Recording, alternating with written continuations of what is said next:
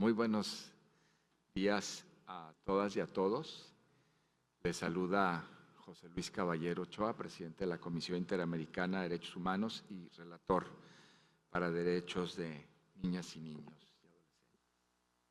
Estamos en la audiencia 4 de este 194 periodo ordinario de sesiones y es una audiencia que habíamos estimado y estimamos como muy relevante. Es una audiencia regional sobre reclutamiento de niñas, niños y adolescentes en contexto de violencia. Las organizaciones invitadas, de cualquier manera, cuando hablen les voy a pedir que se presenten, por favor. Son Amnistía Internacional, Consejo Regional Indígena del Cauca, Corporación Caribe Afirmativo y la Red por los Derechos de la Infancia en México. Me acompañan esta mañana el comisionado Carlos Bernal, quien es relator para personas con discapacidad, la comisionada Gloria Monique Demis, quien es relatora para personas adultas mayores y personas afrodescendientes. Estamos esperando al comisionado Estuardo Ralón, ya entrará, que es segundo vicepresidente de la Comisión Interamericana. Ahí viene llegando. También está Fiorella Melzi, de la Secretaría Adjunta de Monitoreo. El orden de las intervenciones es la sociedad civil, 30 minutos, luego la Comisión Interamericana tendrá 30 minutos de reacción y comentarios de la sociedad civil en devolución por 27 minutos. Está ya con nosotros el comisionado Estuardo Ralón, segundo vicepresidente de la Comisión y relator para personas privadas de libertad. Entonces, pues empezamos de una vez. 30 minutos, por favor, para su presentación. Muchas gracias por estar esta mañana con la Comisión Interamericana de Derechos Humanos.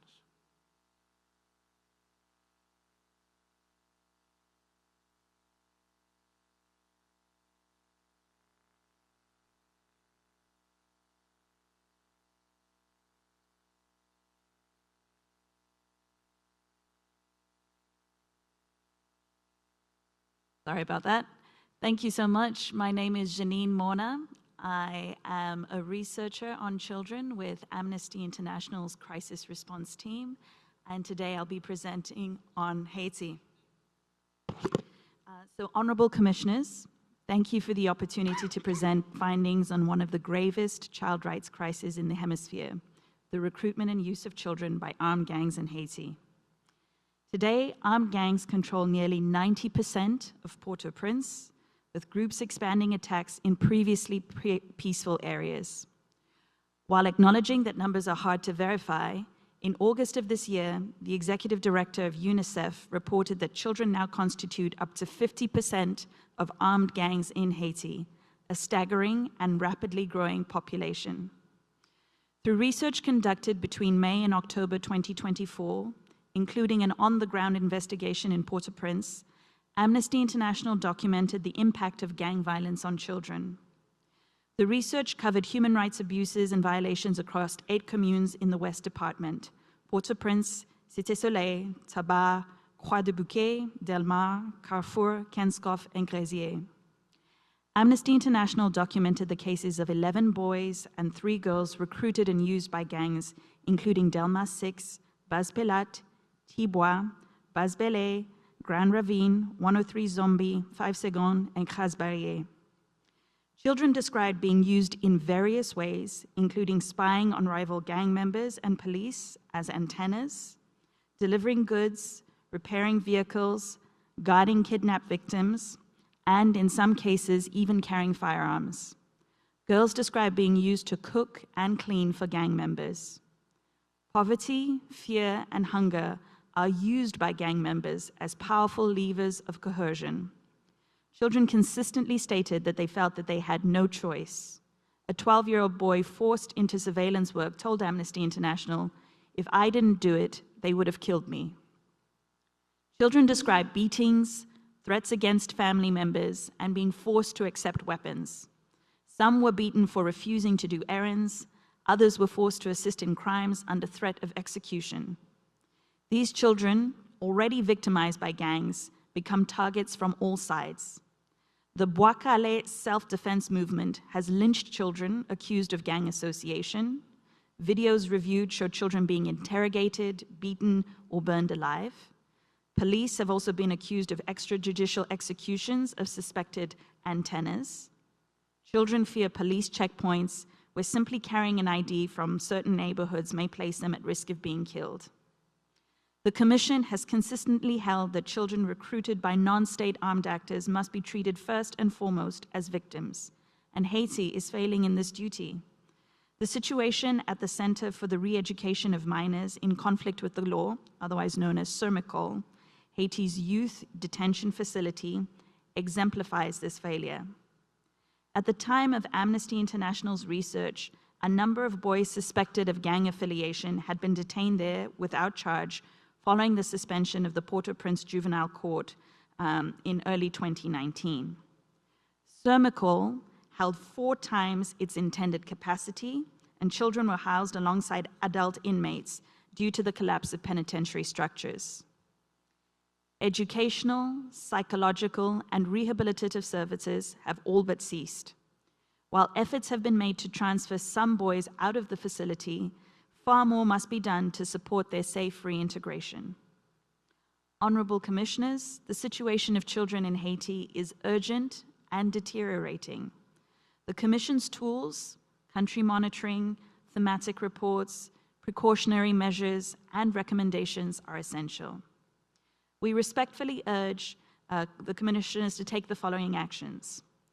First, to support the Haitian state in implementing the following actions to support children who have been recruited into armed gangs. The first is to develop a roadmap and a comprehensive child protection plan for children associated with gangs, prioritizing preventive measures, access to education, and psychosocial support. The second is to ensure accountability and justice processes against perpetrators of recruitment and use of children, including through the specially adopted special chambers. The third is to resume the operations of the Port-au-Prince Juvenile Court and, in accordance with international human rights standards, transfer children currently held in CERMICOL to civilian child protection actors for their reintegration. We're also calling on you to ensure that OAS members that are contributing to the gang suppression force in Haiti adopt a human rights approach without exceptions or derogations. This should include pre-deployment and in-mission training on child protection, as well as clear policies on the transfer of any children encountered with perceived association with gang members to relevant child protection actors in accordance with established protocols. Third, we're calling on you to consider conducting an on-site visit to investigate the situation of children in the context of gang violence in Haiti and to share relevant recommendations on the reintegration based on the experiences of regional member states. And finally, we're urging you, the IACHR's rapporteur on the rights of the child to consistently monitor and report on the situation of children in Haiti. Honorable Commissioners, Haiti's children are facing a convergence of violence, hunger, displacement, and abandonment. They're recruited through force, punished for their victimization, and denied the protection that both international law and this region's human rights systems guarantee them. The Commission has long been a voice for the most vulnerable in the Americas. Today, the children of Haiti need that voice more than ever. Thank you.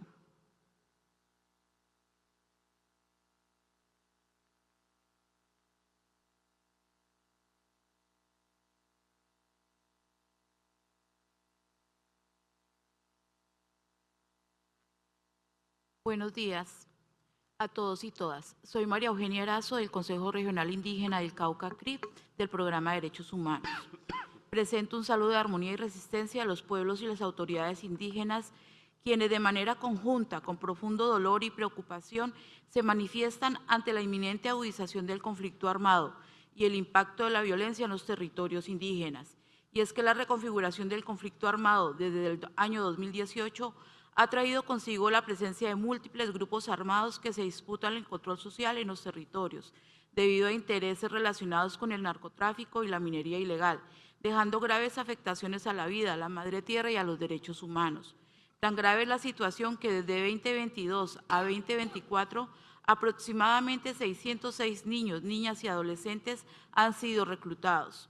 Y en 2025, 233 niños, niñas y adolescentes indígenas han sufrido el flagelo del reclutamiento forzado en los territorios indígenas del Cauca. Por ello, denunciamos que el reclutamiento forzado es hoy una de las mayores afectaciones en contra de la niñez indígena en el Cauca, pues en 2024 el 67% de los reclutamientos forzados en Colombia ocurrieron en este departamento y de estos más del 70% afectaron la niñez indígena. Como todos saben, el reclutamiento forzado responde a causas de violencia directa, cultural y estructural, y los actores armados utilizan distintas estrategias para reclutar forzadamente a los menores, entre ellas amenazas y desapariciones de los menores entre los 11 a los 16 años, promesas de ingresos económicos a los niños o a sus familias, perfilamiento de los estudiantes en las instituciones educativas con el fin de reclutarlos, cooptación de los entornos comunitarios, familiares para atraer la infancia y la juventud, uso de la ideología revolucionaria y emancipatoria para el reclutamiento, así como el uso de las redes sociales para contactar y convencerlos de unirse a sus filas. Todo esto conlleva la configuración de una geografía del reclutamiento forzado en Colombia, puesto que los menores reclutados en el departamento del Cauca suelen ser llevados a otros municipios o otros departamentos del país, como el Valle del Cauca, Nariño, Huila, Tolima, Caquetá, Guaviare, Meta y Arauca. Las razones están asociadas a 1. Las necesidades militares de combatientes en estas estructuras armadas. 2. Los niños, niñas y adolescentes son vendidos en un mercado humano y destinados a la trata de personas. 3. Los actores armados quieren impedir su rescate o desvinculación de estas agrupaciones.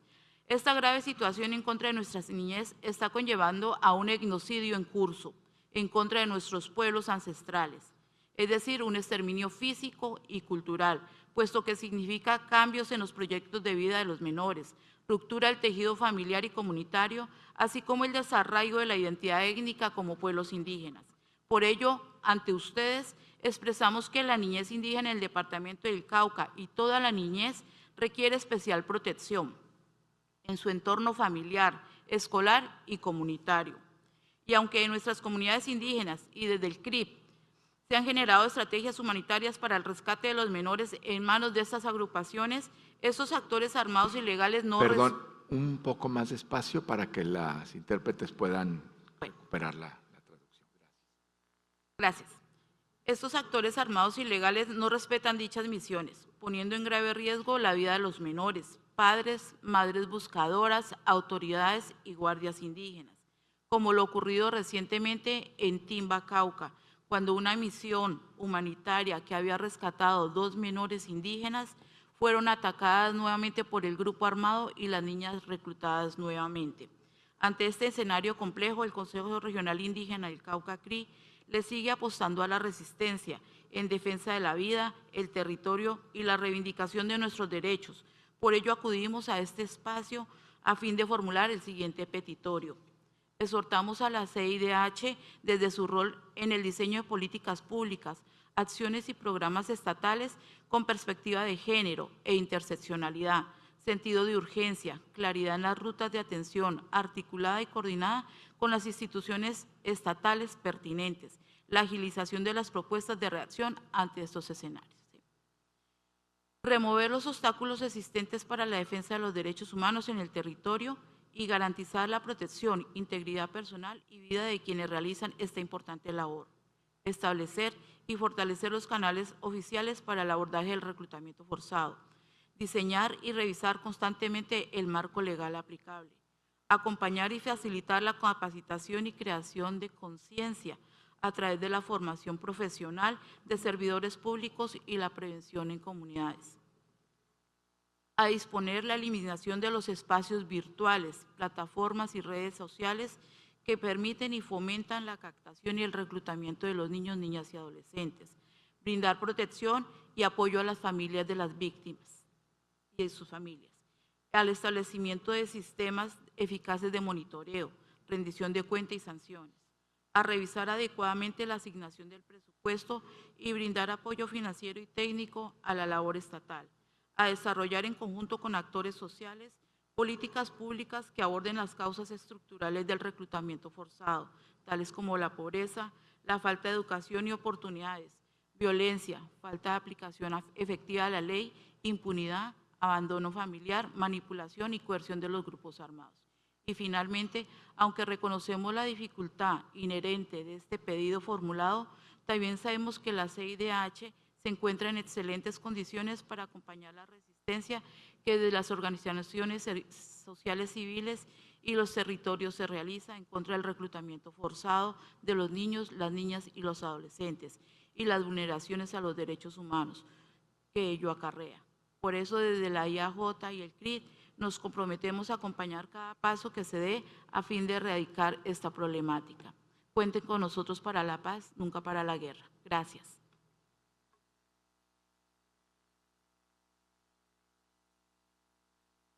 Honorables comisionadas y comisionados y equipo de CIDH, les presento nuestro saludo y agradecimiento por el llamado a esta conversación sobre este fenómeno en crecimiento a nivel regional. Mi nombre es Daniela Zambrano Guerra, abogada de la Corporación Caribe Afirmativo, organización de la sociedad civil comprometida con la promoción y defensa de los derechos humanos de las personas LGBTIQ+ en Colombia y la región. La organización se dedica a fomentar una cultura de paz, partiendo del reconocimiento de la pluralidad de los territorios colombianos. En dicho ejercicio, desde esta corporación, participamos en procesos de justicia transicional, reconocimiento y reparación de víctimas, litigio estratégico en casos de violencia basada en género, violencia por prejuicio y trata de personas. Queremos resaltar que esta intervención la realizamos en el marco de un momento especialmente doloroso para Colombia. La semana pasada se conoció públicamente que 7 menores de edad víctimas de reclutamiento forzado fueron asesinados en una operación militar en zona rural de Calamar, Guaviare, en un hecho que habría dejado aproximadamente 19 personas fallecidas, la mayoría de ellas menores de 20 años de edad. Este episodio evidencia una vez más que el reclutamiento y la utilización de niñas, niños y adolescentes sigue siendo una realidad trágica en Colombia y un crimen que continúa afectando de forma desproporcionada a comunidades rurales, étnicas y a poblaciones históricamente discriminadas. Así lo expresamos en nuestro informe sobre reclutamiento forzado de niñas, niños y adolescentes, A nadie le deseo lo que yo viví, presentado ante la Jurisdicción Especial para la Paz, en adelante JEP, con el cual se soportó la acreditación como víctimas de personas LGBTIQ+ acompañadas por nuestra organización. El reclutamiento es una práctica generalizada del conflicto armado colombiano que expone a los niños, las niñas y los adolescentes a contextos de extremo riesgo.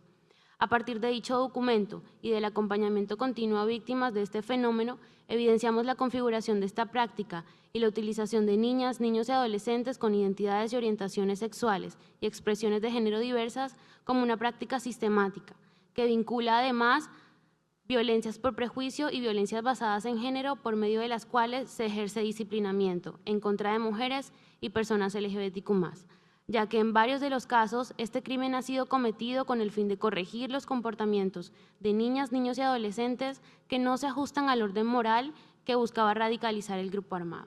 Asimismo, este acompañamiento y análisis continuo del accionar de los grupos armados ilegales en el conflicto, tal y como se expondrá más adelante, ha permitido entender que, en muchos casos, la finalidad de reclutar no solo podía materializarse mediante trabajos forzados, trata de personas, esclavitud o prácticas análogas a ella. En este sentido, se considera que, para el caso de Colombia, la creación de la memoria y llamado a justicia en prácticas de reclutamiento debe analizarse desde la comprensión jurídica de violencias y crímenes interconectados, como la trata con fines de esclavitud y esclavitud sexual, y convocar a la discusión en torno al género y a la diversidad sexual como un aspecto relevante de este crimen. La JEP, en uno de sus macrocasos, ha concluido que los antiguos miembros del grupo armado tuvieron conocimiento de que los trabajos forzados impuestos fueron cometidos como parte del ataque generalizado y sistemático. Esta decisión resulta ser un precedente claro en la identificación de hechos de esclavitud en las políticas de control territorial de los grupos armados en el marco del conflicto armado colombiano. Ahora bien, el año pasado, la JEP imputó a 6 exintegrantes del grupo armado por crímenes de guerra, de reclutamiento y de utilización de niñas, niños y adolescentes y otros crímenes cometidos en su contra en el marco de la vida intrafilas, incluyendo los malos tratos, tortura, homicidio y violencia sexual y reproductiva y por prejuicio. Como resultado de la contrastación entre diversas fuentes, la Sala estableció que la configuración la sala estableció la configuración de 5 patrones. El primero, el reclutamiento y la utilización de niños, niñas, incluso menores de 15 años. El segundo, malos tratos, torturas y homicidios en contra de niños y niñas reclutados en el marco de su vida intrafila. El tercero, violencias reproductivas que afectaron a niñas reclutadas. El cuarto, violencias sexuales en contra de niñas y niños reclutados. Y el quinto, violencias basadas en el prejuicio en contra de niños y niñas reclutadas con orientaciones o identidades y expresiones de género diversa. Este quinto patrón ha permitido establecer que los niños y niñas con orientación sexual, identidad de género o expresión de género diversa sufrieron fusilamientos, amenazas de muerte, sanciones correctivas, violencia sexual correctiva y otros tratos crueles que incluyeron obligación de ocultar su identidad o diversidad sexual o de género. Estas violencias estuvieron dirigidas a ocultar o erradicar o suprimir su diversidad sexual. Los relatos recogidos dan cuenta de un entorno violento que recayó de forma generalizada sobre personas LGBTQ+ en las filas. En Caribe Afirmativo, desde el año 2020, hemos reiterado la Comisión de Conductas Constitutivas de Trata de Personas en el marco del conflicto. Precisamente en nuestro informe presentado ante la Comisión para el Esclarecimiento de la Verdad, Juguemos en el Bosque mientras el lobo no está, pusimos de presente que los niños, las niñas y los adolescentes son instrumentalizados de 2 formas. Primero, por una parte, son percibidos como nuevos actores de la guerra, por lo que se les usa mediante la trata o la esclavitud, haciendo uso de sus vulnerabilidades para obtener ventajas militares o para satisfacer los deseos sexuales de los grupos armados. Por la otra, son castigados y corregidos con amenazas, desplazamientos forzados, torturas, desapariciones forzadas, agresiones físicas y psicológicas, violencias sexuales y reproductivas, detenciones arbitrarias, entre otros. Así las cosas, documentamos el caso de una mujer trans afrodescendiente de 25 años, víctima de reclutamiento forzado por parte de un grupo armado cuando tenía 14.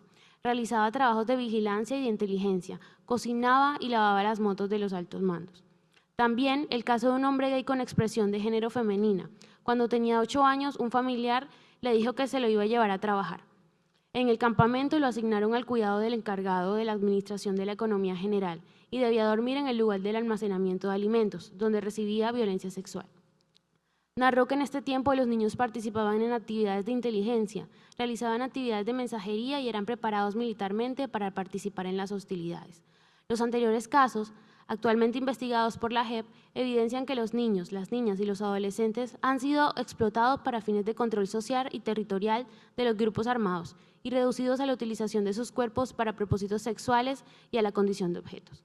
Recientemente, en algunas subregiones de Colombia, hemos documentado cómo repertorios de la violencia contra personas LGBTQ+, perpetrado por otro grupo armado, se han configurado en intentos de reclutamiento forzado y amenazas de reclutamiento forzado. El reclutamiento forzado como repertorio de violencia implementado en el marco del conflicto armado en Colombia sigue impactando a las infancias, adolescencias y juventudes de todos los territorios que han sido ocupados por los actores armados. Los intereses y las estrategias de reclutamiento forzado son múltiples y cada actor ha consolidado diferentes maneras de establecer contacto con los niños. Desde nuestra organización nos vinculamos a las peticiones de la compañera que nos antecedió y solicitamos a la CIDH priorizar también en la vinculación de la investigación de este crimen la prioridad del género y la diversidad sexual.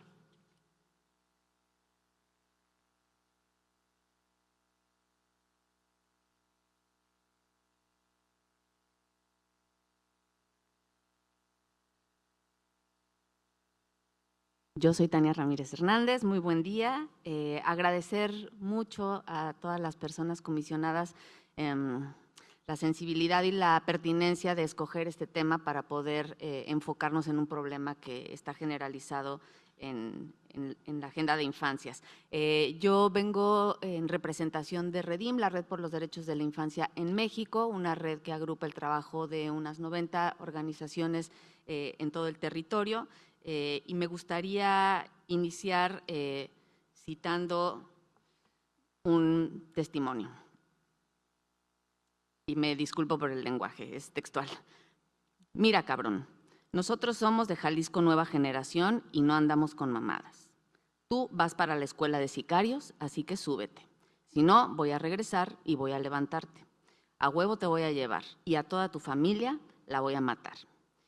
Este es el testimonio de un adolescente de 17 años en el estado de Jalisco, en Guadalajara, uno de los estados que tiene mayores índices de violencia, de actividad del crimen organizado, pero lamentablemente en todo México ya se observa esta dinámica. Es una problemática que no ha dejado de estar presente y se ha extendido en los últimos años hasta no dejar un solo estado, una sola entidad de nuestro país libre.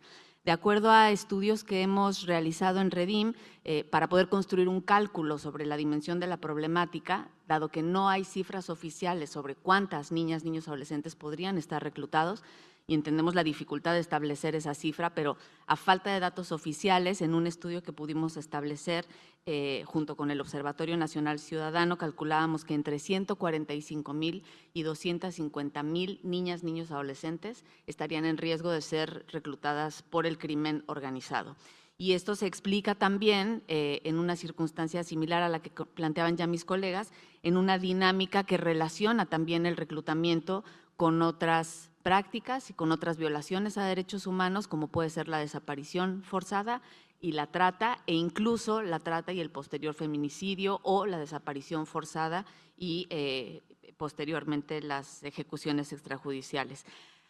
¿Qué es lo que hemos observado? Hay un cambio en la práctica, hay un cambio en cómo el reclutamiento sucedía o cómo históricamente lo tenemos asociado, en donde se sustraía a chicas y chicos de sus espacios comunitarios, se les llevaba a otro sitio y podían ser parte de grupos armados, de grupos criminales. Lo que ahora vemos es que el crimen ha extendido sus redes y su capacidad de tal forma que no hace falta sustraer o cambiar de locación, no siempre, a niñas, niños, adolescentes para poder tener este control de territorio y para realizar actividades delictivas. Incluso pueden ser mucho más útiles y funcionales a los intereses del crimen y de la delincuencia, estando en los territorios que conocen, ¿no? Y siendo parte de ese dominio territorial.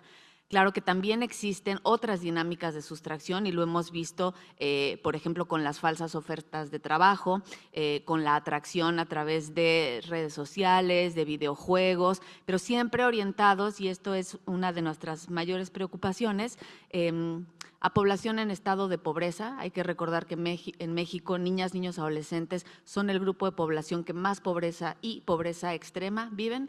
Y son estos grupos, sobre todo en la adolescencia, cuando no hay un proyecto de vida posible y el abandono escolar se ha establecido y estas condiciones estructurales se dan, que la posibilidad de ser económicamente útiles a su familia y a su comunidad se vuelve imperativa, y la imposibilidad de encontrar medios legales de trabajo les hace caer en estas falsas promesas de trabajo para el reclutamiento, a veces también en falsas promesas románticas para el caso de las niñas, que pueden ser también reclutadas. Y este factor de vulnerabilidad de la pobreza es el que está haciendo que sea particularmente este grupo de población el más afectado. Y me parece que eso, con los niveles de desigualdad que existen en nuestros países, debe ser de la mayor preocupación. Les decía que no hay una entidad en México que esté en blanco y que pueda estar libre. Ahora mismo desarrollamos estudios sobre Ciudad de México, Veracruz y Michoacán, pero en Jalisco organizaciones y periodistas han documentado entre 2011 y 2005 por lo menos 12 centros de adiestramiento y campamentos de formación de niñas, niños, adolescentes y jóvenes, por ejemplo. Lo sucedido en el rancho Izaguirre, en el municipio de Teuchitlán, en Jalisco, que fue conocido seguramente por ustedes, fue una alerta de algo que las organizaciones ya estaban advirtiendo desde 2017 o desde 2015. Y lo que observamos es que en el ecosistema que implica la comisión del reclutamiento hay, por supuesto, factores individuales que suceden a la persona, ¿no? Abandono de la escuela, etcétera, pero también factores familiares, como el crimen puede haber penetrado incluso en la actividad de los miembros de la familia, factores comunitarios en donde se naturaliza la presencia de estos grupos armados y, por supuesto, los factores institucionales o estructurales en donde la corrupción, y me interesa subrayarlo, es en buena medida uno de los elementos que está posibilitando que, en vez de haber investigaciones y castigos a los responsables, haya un círculo de permisividad que sigue haciendo posible esto. Desde Redim hemos colocado la necesidad y quisiéramos pedir respetuosamente a las y los miembros de la comisión que nos acompañen en la exigencia de la tipificación del reclutamiento forzado como un delito autónomo. Hoy por hoy en México forma parte de las prácticas comprendidas dentro de la ley de trata, pero bajo este esquema se suele entender mucho más la trata con fines de explotación sexual, comercial y derivado a niñas. No conocemos de demasiados casos que hayan sido tipificados por la ley de trata y por eso insistimos en una tipificación autónoma que tenga sí o sí el componente de reconocimiento de víctimas en niñas, niños, adolescentes. Porque lo que estamos viendo es una inercia de tipificación para castigar el reclutamiento, pero que no reconoce infancias y adolescencias como víctimas y entonces no se les puede sacar de ese ciclo que ya es bien conocido, que es el ciclo en el que pueden salir por la puerta de la justicia, pero vuelven a entrar si no son desvinculados. La relación desvinculación y prevención se hace particularmente importante porque es la ruta de desvinculación y el cambio de esos factores ecosistémicos, estructurales, institucionales, lo que puede establecer nuevas rutas de trabajo y nos parece que está instalada la capacidad, pero quizá no la voluntad ni la incorruptibilidad en las instituciones de nuestros países y de México en concreto para poder generar estrategias de prevención que ayuden también a la desvinculación. Necesitamos hacer que esas estrategias sirvan a chicas y chicos que son rescatados y que son desvinculados de las redes criminales. Muchas gracias. Muchas gracias por la participación y por compartir con la información, con la Comisión Interamericana esta perspectiva tan importante. Vamos a abrir ahora la participación de las y los comisionados. El comisionado Eduardo Ralón para sus preguntas, vicepresidente segundo. Muchas gracias, presidente. Quisiera empezar agradeciendo la presencia de las organizaciones de la sociedad civil, tanto de Haití, Colombia, México, de la región, por que hoy están alzando la voz en nombre de miles de niñas, niños y adolescentes que enfrentan patrones de violencia que jamás deberían de existir en las Américas. Quisiera reiterar que conforme a la Convención Americana, los estándares interamericanos, la protección de niñas, niños y adolescentes es una obligación reforzada de los estados y por lo tanto la ausencia del Estado en determinados territorios no elimina su responsabilidad internacional, sino la refuerza. Y tenía algunas preguntas, 3, y en caso no diera tiempo, pues agradeceríamos nos pudieran hacer llegar la información. La primera pregunta es, ¿qué patrones de reclutamiento están viendo hoy, especialmente respecto a modalidades digitales, ciertas plataformas que puedan ser utilizadas para hacer el reclutamiento? La segunda pregunta es, si en la labor que realizan ustedes han detectado alguna buena práctica comunitaria que haya funcionado para proteger a la niñez en ciertas zonas controladas por pandillas o grupos armados. Y la tercera pregunta es, ¿qué tipo de intervención estatal sería realista y urgente que pudiera tomarse ante este fenómeno criminal? Muchas gracias. Gracias, comisionado. El comisionado Carlos Bernal Pulido. Muchísimas gracias, presidente. Yo también quiero, en primer lugar, agradecer a ustedes por tener la audacia de venir aquí a hablar en nombre de quienes no pueden venir y también de aquellos que muchas veces ni siquiera pueden hablar acerca de este tema que son estas personas. Como ustedes saben, yo soy de origen colombiano y a pesar de que quisiera decir tantas cosas sobre lo que mis dos compatriotas han dicho aquí, pues por respeto al reglamento no voy a hablar de eso. Solamente quisiera hacer una pregunta que a mi compatriota del Cauca le pido que responda no desde el punto de vista colombiano, sino, digamos, latinoamericano, pero que está dirigida tanto a mi compatriota del Cauca como a la colega mexicana, and to you concerning Haiti, que es, ¿cuáles son aquellas vulnerabilidades especiales de los niños indígenas, de los niños que están en regiones de conflicto en México, en zonas, digamos, donde los carteles imperan y no impera el Estado. And also the kids that are in the regions controlled by gangs in Haiti.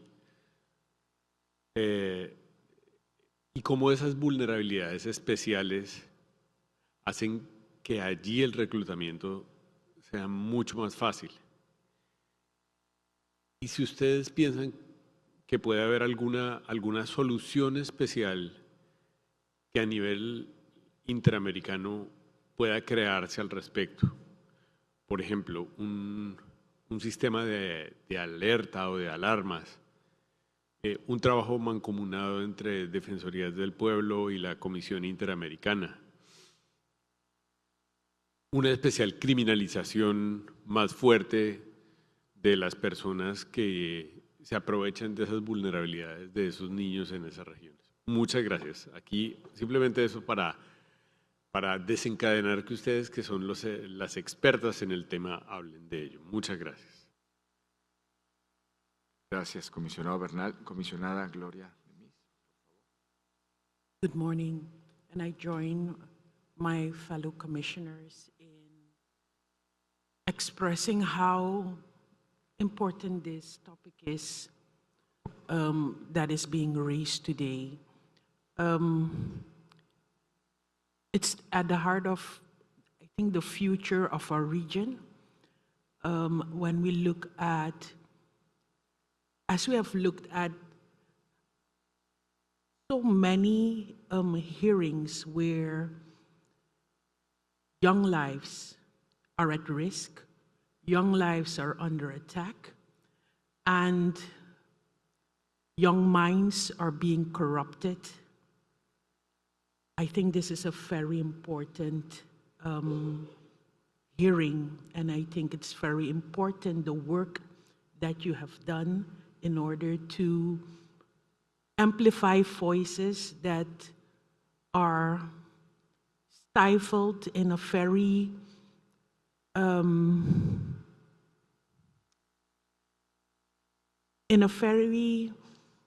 I can't find the words for it. I just can say in a very cruel way. I have some questions based on your experience and the field work that you're doing. I also want to commend you because I understand that it is very dangerous work in terms of getting data, getting testimonies. So based on your field experience, what have been the most persistent barriers in ensuring the effective identification and protection of children at risk of recruitment, particularly in marginalized or remote communities? What structural, a second question, or operational gaps in state or regional policy implementation? I'm thinking of data collection, interagency coordination, or funding, most urgently require advocacy and technical support for meaningful change. And in terms of some hope, are there concrete examples of successful reintegration or psychosocial support programs, including their challenges and lessons learned, especially in addressing gender-specific impacts on girls and adolescents? Gracias, comisionada. Fiorella. Muchas gracias, presidente. Una pregunta muy concreta. Hablaron y, digamos, la Comisión ha monitoreado el tema de hace varios años y siempre se aborda desde la prevención, la atención, reintegración. Cuando hablamos de prevención en estos escenarios tan complejos, ¿si podrían concretizar en recomendaciones específicas qué medidas deberían estar implementando los estados en materia de prevención? Muchas gracias. Gracias. quiero pues, reiterar el agradecimiento por este tema y pienso inicialmente en que pasa por desde mi punto de vista, en 3 ejes de atención a la comisión. Pues el primero es el tener las audiencias y los temas claramente, digamos, que se ofrezcan claramente a la comunidad interamericana en relación con las niñas, niños y adolescentes. Esa es una prioridad de la comisión y de la relatoría que tenemos que reforzar, fortalecer, llevar adelante. Los temas de las infancias dentro de los periodos de sesiones, dentro de las audiencias. Al final de 2023 hicimos una resolución, la 5, sobre la participación de niñas y niños en los mecanismos de la Comisión Interamericana y en general en su participación dentro de todo este esquema que ofrece la Comisión.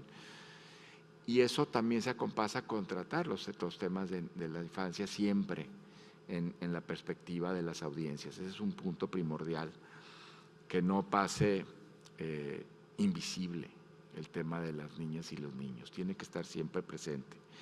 En segundo lugar, tiene que ver con los contextos de desigualdad estructural, de sometimiento, de exclusión de estos grupos y más en situación de pobreza, como ya decían, del descarte de las niñas y niños, que es un tema de atención fundamental de la Comisión ante falsas promesas de bienestar.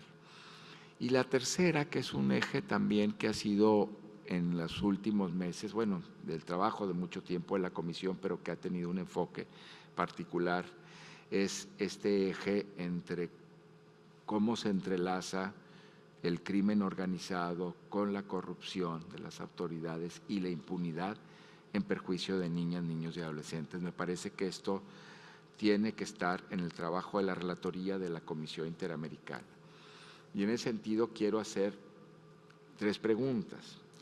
La primera es, ¿cuál consideran ustedes que debe ser la aproximación de la Comisión Interamericana justamente desde la perspectiva de las infancias para atender la complejidad de relación de las violencias producidas por actores no estatales, el crimen organizado, con el patrón reiterado de corrupción y el patrón de impunidad casi absoluta en nuestros contextos?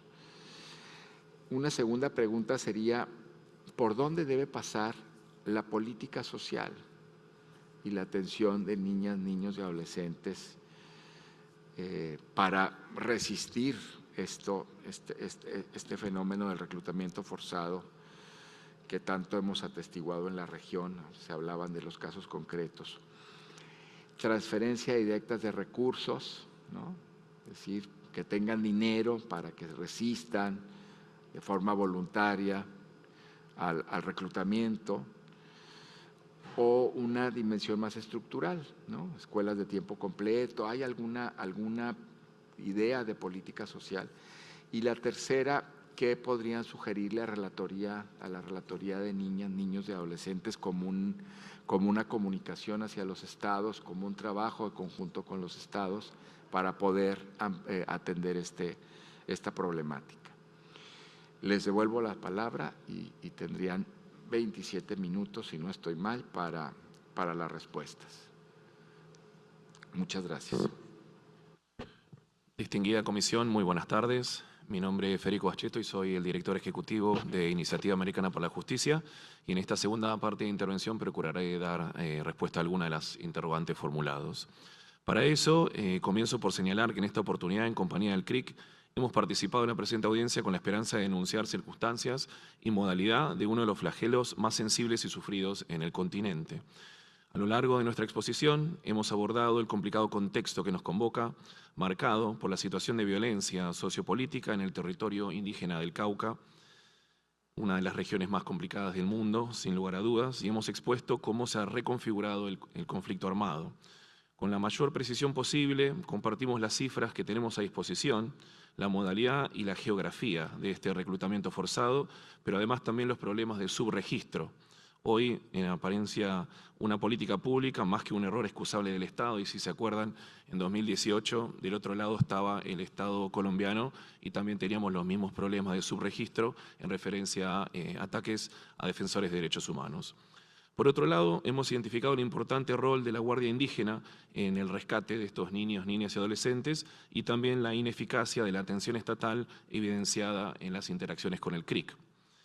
Al habernos seleccionado para participar de esta importante audiencia, la CIDH ha reconocido el valor de lo que tenemos para decir y en este encargo permítannos ser la voz de quienes hoy no pueden estar aquí, miles de personas, compañeros y amigos, líderes sociales y comunitarios, defensores de derechos humanos, silenciados, perseguidos, asesinados y desaparecidos por enfrentarse a un problema enorme que los supera y que debemos combatir de manera articulada. Solo así podremos soñar con erradicar de una vez y para siempre el reclutamiento forzado de niños y reducir el nocivo efecto que esto genera. Hoy abordamos algunas de las razones que generan y explican el reclutamiento forzado. En líneas generales, esto obedece a determinados factores como la pobreza, la falta de educación, de oportunidades, la violencia, la corrupción, la aplicación diferenciada de la ley, problemas socioculturales, entre muchos otros. De allí que desde IAJ y el CRIC entendemos que esta solución que podemos llegar a proponer de ninguna manera puede impulsarse de forma unilateral, ni siquiera si proviene de la misma Comisión Interamericana, ya que para abordar seriamente esta situación, con pretensiones y expectativas de impacto real, debe realizarse de forma articulada con una serie de actores en terreno, con el indiscutible apoyo e interés del Estado Nacional, cualquiera que sea, y, por supuesto, en la supervisión, monitoreo y acompañamiento técnico de la Comisión en el marco de las labores y responsabilidades que le fueran encomendadas. De esta manera sirve también la presente audiencia para reconocer la experiencia acumulada del sistema interamericano y lo aprendido a través de casos como Valle Jaramillo contra Colombia, Fleury y otros contra Haití, Vélez Restrepo y familiares contra Colombia, García y familiares contra Guatemala, Defensores de Derechos Humanos contra Guatemala, López Luna contra Honduras, Yarce contra Colombia, entre muchos otros. Las obligaciones de proteger a los defensores de derechos humanos han sido previamente reconocidas y expresamente abordadas por un sinfín de actores internacionales. Por lo expuesto, entendemos razonable exigir la aplicación de un control de convencionalidad propuesto por la Corte Interamericana a partir del caso de Almonacía Arellano contra Chile, pero muy especialmente en los términos de Hellman contra Uruguay, y esto es una responsabilidad de toda autoridad pública y no solamente el Poder Judicial. De allí que exhortamos a las autoridades públicas, a las Defensorías del Pueblo, a la Agencia Nacional de Protección, a las fiscalías especializadas a ocupar el rol que les corresponde, pero también a las personas y a las instituciones a combatir la indiferencia, una de las razones principales del fracaso en muchos reclamos sociales. Por otro lado, también exigimos la utilización de la interseccionalidad como una herramienta de trabajo y no solo como un concepto teórico académico. Hacemos también un enérgico llamado a otros actores territoriales de importancia a involucrarse en estos asuntos y cualquier tema relativo a derechos humanos, especialmente a las universidades, que la docencia ilumine caminos, que la investigación abra puertas y que la extensión universitaria lleve ese producto a las personas. Para sintetizar nuestras expectativas, acudimos a este espacio a fin de solicitar la articulación y esfuerzos conjuntos de todos los actores involucrados a fin de abordar adecuadamente el fenómeno que hoy nos convoca y de manera puntual proponemos mesas de trabajo con actores sociales, calendario de seguimiento con indicadores de avance, políticas públicas coherentes, consensuadas con los destinatarios de las medidas, por supuesto plasmadas en acuerdos y compromisos construidos desde la interculturalidad y el respeto por la diversidad de los pueblos. Hasta aquí nuestra presentación y devuelvo el uso de la voz a mis compañeras. Gracias.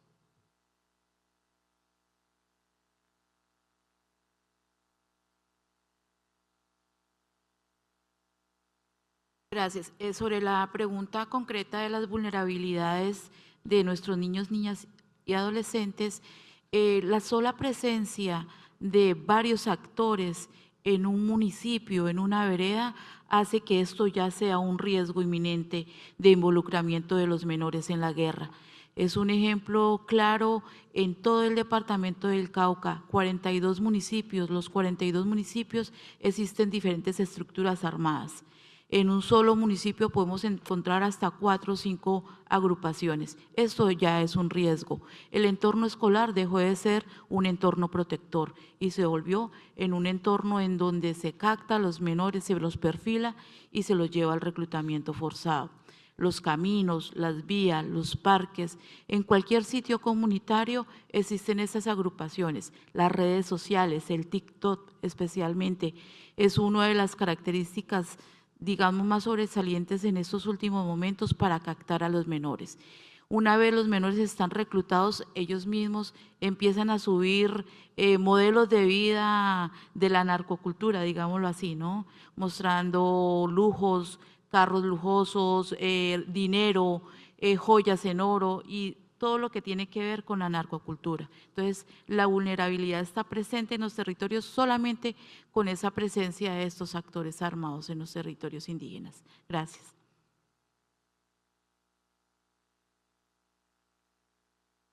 Y puedo… adelante. Bueno, muy brevemente. Sobre las nuevas formas de captación en entornos digitales, tenemos que existen datos que en ciudades como Cartagena, infancias en edad escolar, están siendo captadas en redes sociales como TikTok. Esto también enfrenta como un riesgo a la prevención, porque tenemos que se encuentra aquí en riesgo limitar el acceso al derecho o limitar el ejercicio del derecho a la libre expresión y al uso de estas tecnologías. Por otra parte, sobre esta práctica que nos convoca esta conversación, es un hecho que existe un subregistro considerable. Esto se debe a que los retos persistentes en la región, valga la redundancia, son persistentes. La ausencia de un sistema de datos claros y unificados dificulta el acceso a información precisa sobre las violaciones de derechos humanos. Y sin datos fiables a nivel nacional es complejo diseñar estrategias de prevención. Por ello solicitamos a la CIDH y en especial a la Relatoría de Niños, Niñas y Adolescentes que inste al Estado colombiano de que en virtud del principio del interés superior de las niñas y los niños fortalezca la coordinación institucional para prevenir y documentar el reclutamiento forzado de las infancias y por ende dar cuenta de sus ausencias. También consideramos que una de las principales barreras es el temor y el miedo y la estigmatización que enfrentan las víctimas y por ello existe una falta de denuncia, no solo por la falta de confianza en el sistema judicial de países como Colombia, sino también por el riesgo de represalias a una victimización secundaria o amenazas contra sus vidas. Entonces, solicitamos a la CIDH exhortar a Colombia a tomar acción sobre la falta de una adecuada proceso de denuncia, pero también de un adecuado registro de las variables de sexo y género en los sistemas judiciales nacionales. Esto es otro desafío.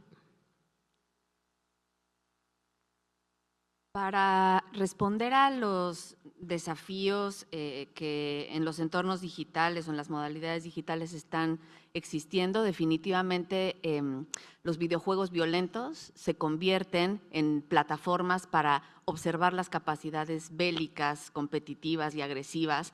El reclutamiento también tiene esa parte de observar las, entre comillas, cualidades y poder también establecer vínculos con chicas y chicos a través de ellos. Videojuegos violentos, redes sociales, coincido con TikTok, pero hace unos años era Facebook y en unos años podría ser otra, es decir, hay que observar cuál es la plataforma y red social que más están utilizando chicas y chicos y ahí es donde va a estar el riesgo.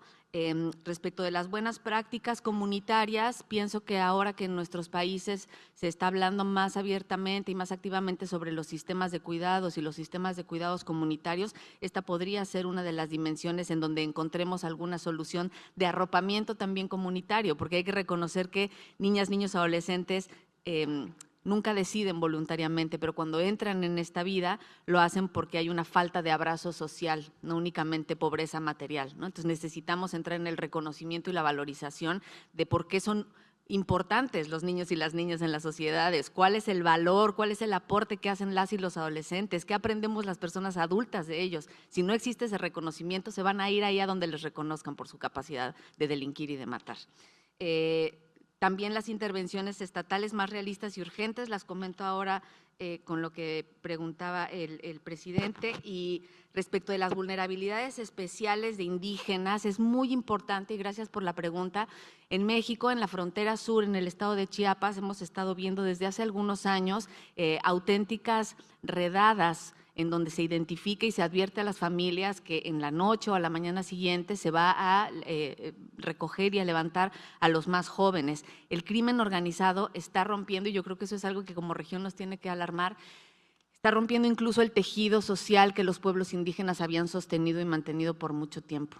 Y esto es algo que se tiene que analizar también en vínculos con la pobreza. ¿Por qué los pueblos indígenas, pese a tantos reconocimientos, siguen siendo los más pobres? ¿Por qué la niñez indígena vive brechas de desigualdad, a veces de hasta el doble o en triple, en rezago educativo, en pobreza extrema? Si la pobreza sigue instalada ahí, van a ser esos chicos y chicas quienes también vivan mayor vulnerabilidad, ¿no es cierto?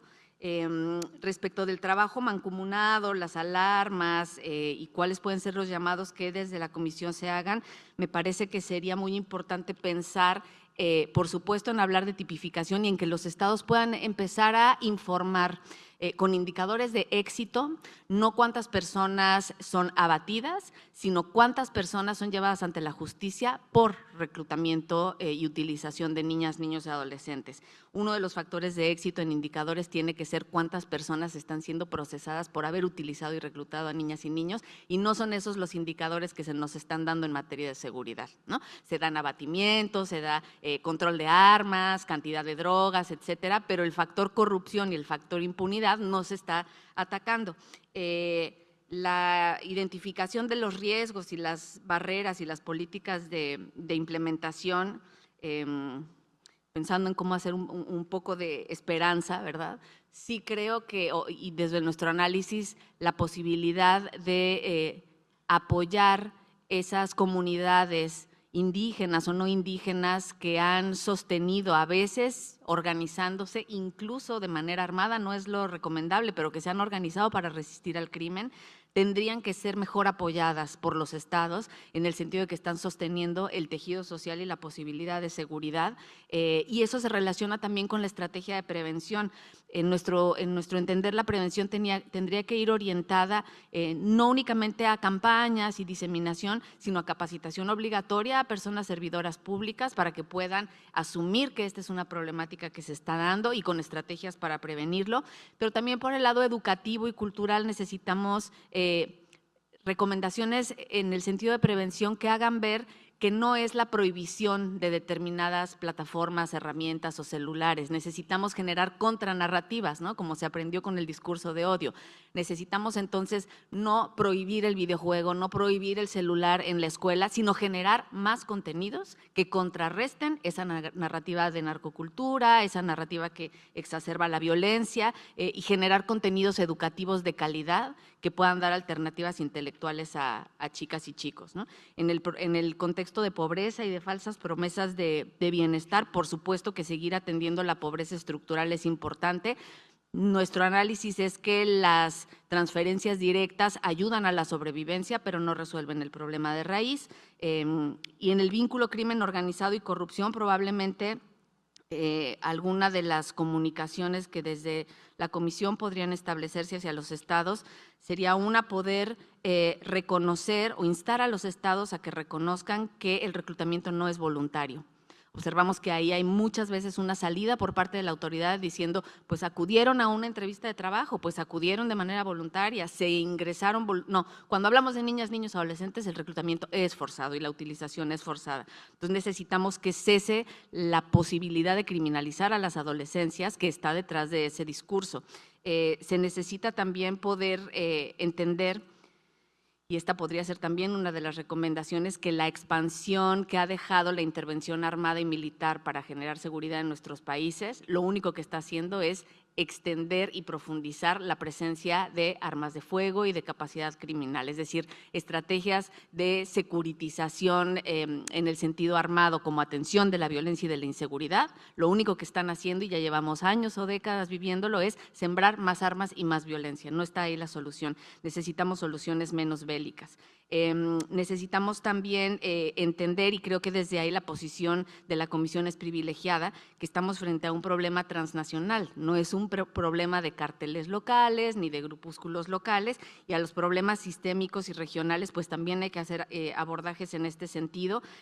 Por ejemplo, hemos tenido noticias de que a través de estos videojuegos y redes sociales a veces grupos o cárteles en México empiezan a reclutar o a solicitar presencia de exmilitares o excombatientes colombianos que se convierten en formadores de las escuelas de crimen en México o a veces directamente en ejecutores, ¿no? Y necesitamos, y eso se relaciona con la prevención, mecanismos de identificación temprana que puedan hacer que la acción pública llegue antes de que el daño esté hecho. Por supuesto, mecanismos para atender el daño cuando está hecho, pero esos mecanismos de identificación temprana tienen que ver con generación de data, tienen que ver con generación de mecanismos de articulación, tienen que ver con que los sistemas de protección de la niñez en nuestros países estén articulados y que se hablen y que trabajen en conjunto el sistema de protección integral para garantizar derechos en el sentido más amplio y bienestar, también con el sistema de protección especial, cuando deja de haber atención familiar a chicas y chicos, y que en esos mecanismos de identificación temprana también haya rutas rápidas y salidas rápidas que solucionen la desvinculación de manera inmediata, cambiar a los chicos de localidad, orientar los recursos en educación, en trabajo temprano a ese grupo de manera focalizada. Las experiencias nos dicen que una salida rápida, y a veces es obligatorio el cambio de localidad, pero una solución como alternativa de vida y de supervivencia puede ser el más efectivo método de desenganche, ¿no?